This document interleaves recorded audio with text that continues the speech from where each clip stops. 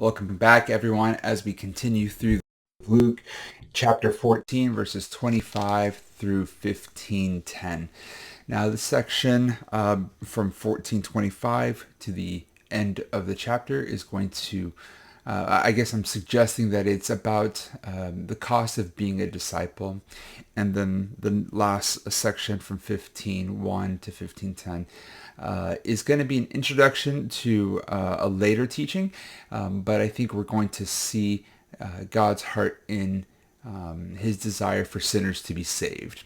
So jumping right into it, starting from verse 25. Now, as I mentioned, this is going to be, and something I'll repeat a few times, is counting the cost. So a disciple is called to count the cost in following Jesus. So he starts off when speaking to the crowds, and he says, "If anyone comes to me and does not hate his father, his mother, his wife, his children, his brothers, his sister, if he doesn't hate himself, then he cannot be a disciple of Jesus." Now, this is very surprising and shocking and maybe even confusing. Because it's not normal for us to think through a Christian or a disciple of Jesus as adopting and purposefully choosing to hate other humans. I guess I can read from Leviticus 19:17, and it says, "You shall not hate your brother in your heart." So there's a perfect example of maybe something that the Jewish nation would have already adopted into their life.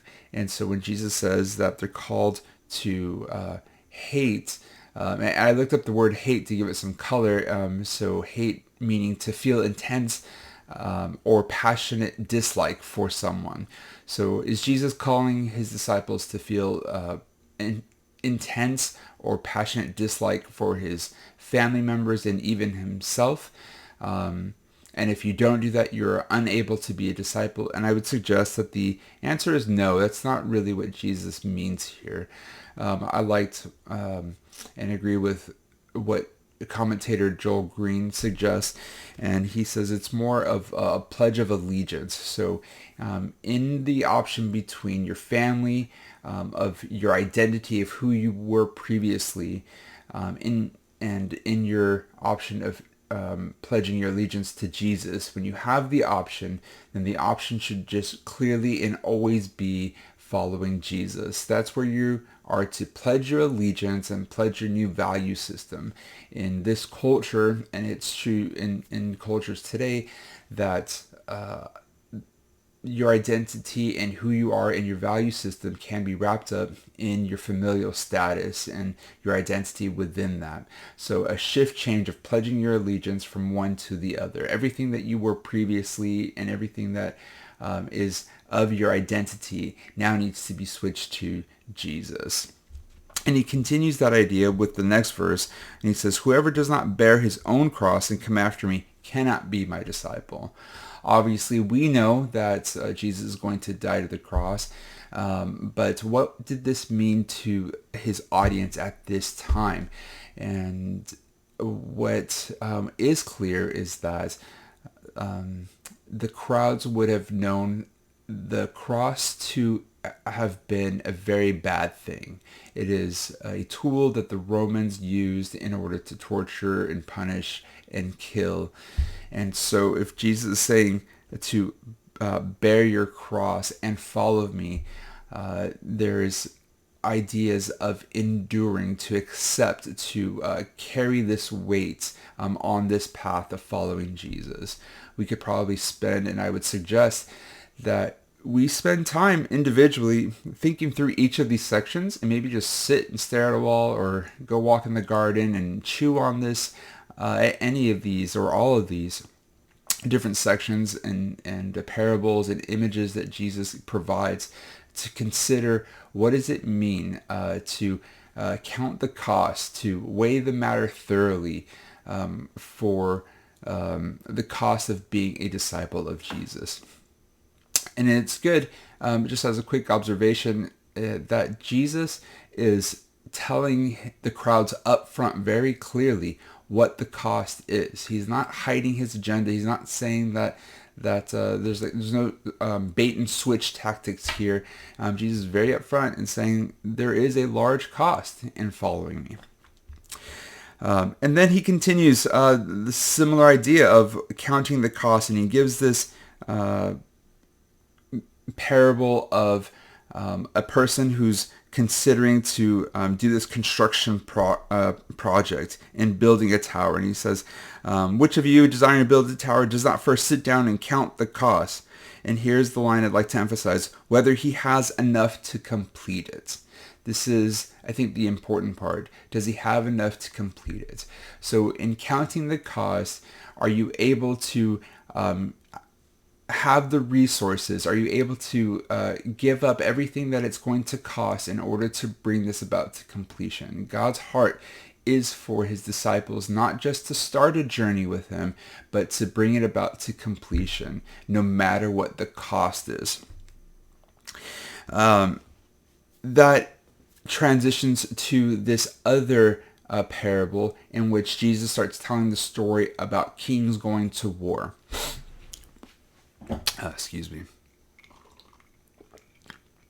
So there's a king that has an army of 10,000, and there's a king far off that has an army of 10,000. So obviously, Jesus is saying, what king would not sit there to consider whether he can defeat this larger king? And I would suggest that what this has to do with is us, the crowds, individuals. We are little kings with smaller armies, and we are to weigh the cost and consider the situation very thoroughly, that there is a larger army with a larger king that is not going to be overcome and defeated by our small army. And so what is the option? The option is to go to this king and send out a delegation and request peace. Now, this is referencing Jesus as the king. So as individuals, we are to realize that if we are going to go to battle with King Jesus, we are going to lose. So what should we do? Send out delegation, request peace, and see if there's a way that you can receive some sort of treaty to have peace and not have to go to war, because very clearly if we try to go to war with this king, we're going to lose. And this whole section right here, as I said, is counting the cost and being a disciple of Jesus. And I think it can be wrapped up in this last verse, verse 33. So therefore, any one of you who does not renounce all that he has cannot be my disciple. I'll read it again. Therefore, any one of you who does not renounce all that he has cannot be my disciple. It is a very large cost. And not only do I think that we should be explaining the high cost of being a disciple to unbelievers, but I think we need to remind ourselves, to fellow believers, that we are called to endure to the end, to not only make a decision one time, but to continue to make that decision of counting the cost over and over again in the life of following Jesus.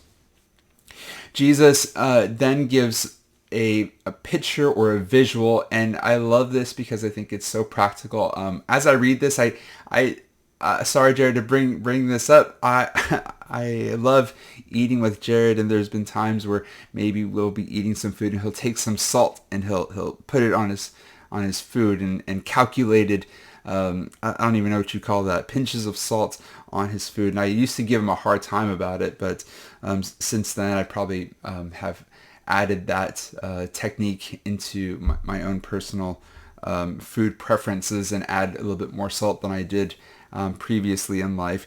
And so I like when Jesus gives us pictures and imagery that we can think about when we're doing ordinary life. So next time you come across salt, consider this passage. Jesus is saying salt is good. We would all agree with that. And here's the question that Jesus says, and it's obviously a rhetorical question. If salt loses its taste, how shall its saltiness be restored? I've spent a lot of time actually when I was younger thinking about this idea, but I think that kind of misses the point of what Jesus is trying to say here. Salt is good, but if it loses its saltiness, how can it be restored? Well, in fact, if salt that has good purpose, and it has many purposes. Salt is used for food, for preservation of food. It's good for, it was just fertilizing our garden with like a liquid fertilizer, and there's salt added to fertilizer. In the section here in verse 35, it's not good to even be put in the manure pile or used in the soil. So there's lots of different reasons that salt can be used. So now if salt loses its purpose, if salt loses its saltiness, then what's it good for? Well, Jesus says it is thrown away. So what is Jesus saying here? Maybe change out the word salt for disciple. Being a disciple is good, but if a disciple loses its purpose, what is it good for? Well, it's not good to be used in this area or that area anymore. It is going to be thrown out. So what is Jesus trying to say? In the cost of discipleship, in the cost of following me, endure to the end. It's a very focused matter, an intentional matter, being a follower of Jesus. So to wrap up that section before we go on to the next one, again, it's a high cost in following Jesus, in which we are called to count the cost and weigh the matter thoroughly, not only as we evangelize and share to unbelievers, but also to encourage each other in our walks of ministry. The next section can be summed up in understanding Jesus' heart for saving sinners. So verses 1 through 7 is going to be a parable of the lost sheep, and the next section, 8 through 10, is going to be about the lost coin. Now, both of these are going to be in preparation for the larger story, the larger parable that we'll have to do at a different teaching about the prodigal son. The parable of the lost sheep starts off with the setting of tax collectors and sinners were drawing near to Jesus. And there's Pharisees and the scribes, and they're grumbling, saying, "This man receives sinners and eats with them." I love that line, and I would love that our churches are known for receiving sinners and eating with them. What a great thing. Sorry, there's a fly here that's bothering me. What a great thing to be known by. So he tells this parable of this man that has 100 sheep. 100 sheep was probably like an average amount. It's not a lot and it's not a little, but it loses a sheep, and he goes and looks for the sheep and he finds it. We know the story, and brings the sheep back. And when he does, he goes to his neighbors and shares with them the good news of the man finding the sheep, and they rejoice. And so this is obviously talking about Jesus being the one that is going and saving and bringing back the one. And when he does, and he finds the one, and he brings the sinner back into his fold, that there's celebration and there's lots of rejoicing. Similar story, in maybe a different context, of a woman who has 10 silver coins. A silver coin is considered to be an average day's worth of income. So she loses a day's worth of income, and she's searching the house completely and thoroughly. I don't know if you've ever lost something important. I remember that many years ago, I had put a lot of my work documents on like this USB, and there was like sensitive documents on there, and I couldn't find it. I was looking for it everywhere. I'm like, the last place I had it was in my backpack, and I searched the whole house and spent hours and hours, and I was so fervently looking for this because I knew that there was sensitive information on there, and I'm like, this is something I cannot lose. And I ended up finding it. It was in my backpack, just buried in this deep crevice. And I was very happy and excited that I found it, and had lots of relief. And so this idea is something we can all probably relate to in our diligent and purposeful search in finding something. And Jesus demonstrates that in a similar way. He is diligently searching and looking for those that are lost, those sinners, and to bring them back into the family. And when the silver coin was found, this woman, she goes to her friends and neighbors and rejoices. And I think it's important for us to realize this corporate idea of rejoicing. And the last verse there, just so I tell you, there is joy before the angels of God over one sinner who repents. And I think that's such a wonderful thing to remind each other about God's heart. We see God's joy when a sinner turns away from sin and decides to follow Jesus and counts the cost thoroughly and endures to the end. So not only do we see what Jesus is doing, Jesus' work in saving people, but in the theme of discipleship, so much or disciples are also called to follow Jesus in this way. We too are to develop this pattern of life in which we are diligently searching and working for the purpose of finding sinners and bringing them into the kingdom of God. And so that's going to wrap up our teaching for today. I hope it's helpful, and I hope that you're going to have a good discussion right now to consider a few things.